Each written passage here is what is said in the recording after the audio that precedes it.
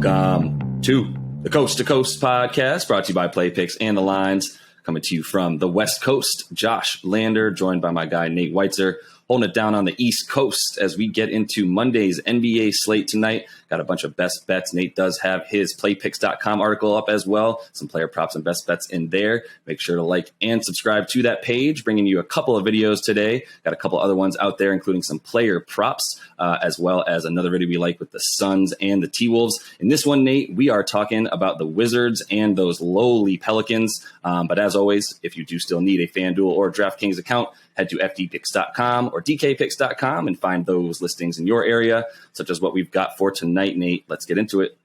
Yeah, well, I woke up and saw the Wizards -2.5 and could not wait to bet on them against these Pelicans at home. It's already up to 4.5 at this point, total at 208. It'll probably continue to rise because that's really just a misplaced spread. I know the Pelicans won their last game against the Grizzlies. We'll talk about that, but the Wizards at home should handle business against this team. And quickly whipping around the other games on a full Monday slate, we got Kings -4 at Pistons. We got Celtics -2 at Cavs. Rematch there. The Magic +10 at the Hawks, who, as we call, bounced back finally over the weekend. Pacers +3 at your New York Knicks. The Suns are -4 at the Wolves. We're going to have an episode up about that one. Grizzlies -11 at home against the Rockets. The Heat -9 at Thunder. Nuggets +4 at Mavs. Raptors +1 at Blazers. And the Bulls -1 at the Lakers. Both teams on a back-to-back out at Staples. Just circling back, Washington has really been maybe the best defensive team in the East over the course of a large sample size. I mean, they're fourth in defensive rating in the entire NBA. They are the best team in terms of limiting three-pointers, just absolutely elite numbers, allowing just 9.2 makes at a 29% clip. And those are even better at home, 8.2 makes at a 28% clip, where they're 5-1 straight up at 5-1 against the spread this year. Just a completely different team right now under Wes Unseld. I've never been a big Scott Brooks fan, and but it's partly a question of personnel, right? I mean, the Wizards just got such a huge return for that Westbrook trade, and now they have depth and excellent, really defenders, really good athletes, really savvy basketball players along the wing. Kentavious Caldwell-Pope is really the first guy that comes to mind. Not going to do a lot that shows up in the stat sheet other than this team defense on the three-point line. I mean, Josh, he's one of the best guys to guard Steph Curry, to keep those shooters off the line. And still Washington, even though they're chasing people off, are allowing some of the fewest shots at the rim in the entire league. Just a lot to like about what they do and what they do against bad teams. They've won 19 of their last 20 straight up against teams with losing records. So I think they clean up here and certainly get the win. I would probably bet it up to about 6.5, but if it keeps rising by the time you're betting in the afternoon, maybe look to tease it down with the other game we're going to talk about. Yep, absolutely. Stop me if you've heard this before. Washington's one of the best defensive teams in the league.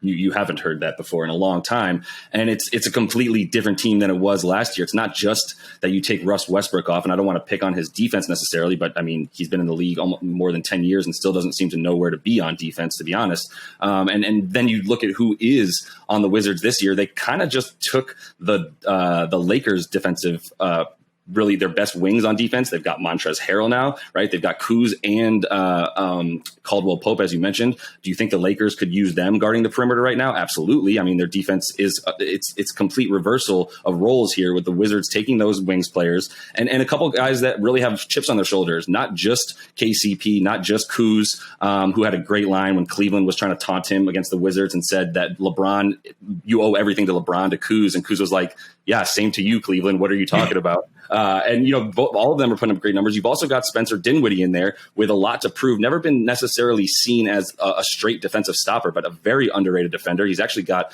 an individual defensive rating now below 99.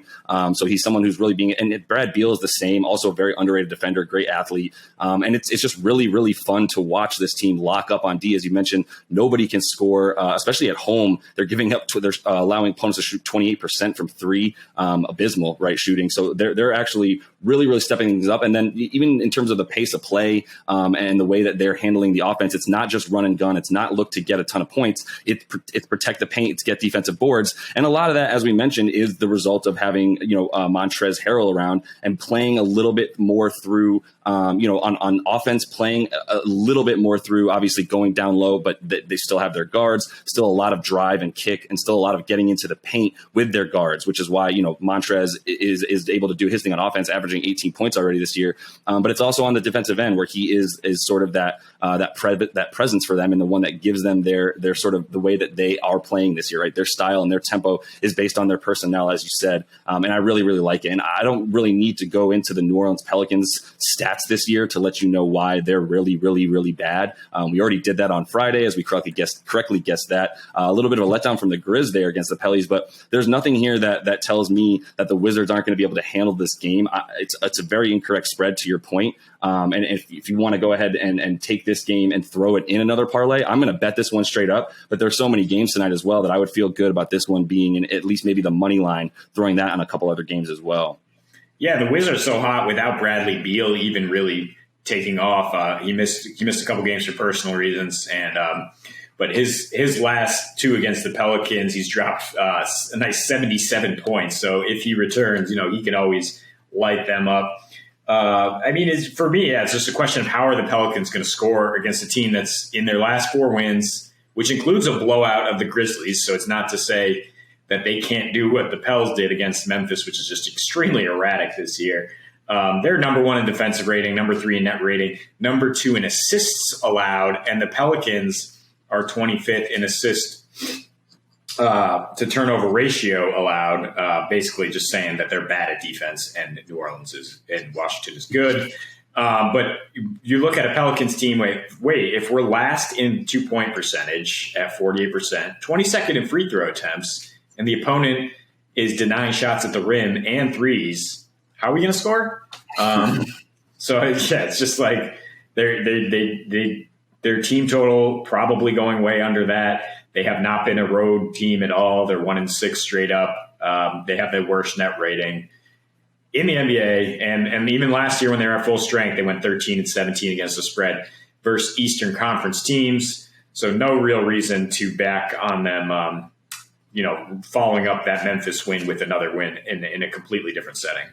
Yeah, I mean, we should mention, right, Brad Beal's not going to play tonight for the Wiz. So, I mean, that is something to be concerned with in terms of maybe their offense. But that's why I do like the idea of this game being a little bit slower. And then, the Wizards being able to keep the Pellies below their team total, as you mentioned, absolutely would go ahead and feel good about that. And maybe a few player performance doubles, because I do think you can start to eye guys like Dinwiddie, who's going to have the ball in his hands a ton tonight. You can eye Kyle Kuzma as well, who's averaging about almost 8 3-point attempts a game. Him to hit 3 threes tonight and the Wizards to win is plus 210. I'm really going to go ahead and jump on a ton of these player performance doubles for FanDuel tonight where I can. I'm definitely feeling good about KCP and Dinwiddie tonight, Kyle Kuzma and Dinwiddie on offense tonight, as I do think you'll see a good amount of drives. Like I said, Dinwiddie will have the ball in his hands. I might consider his assists tonight as well. If you can take those at about 5.5, or you can take him to get 5 assists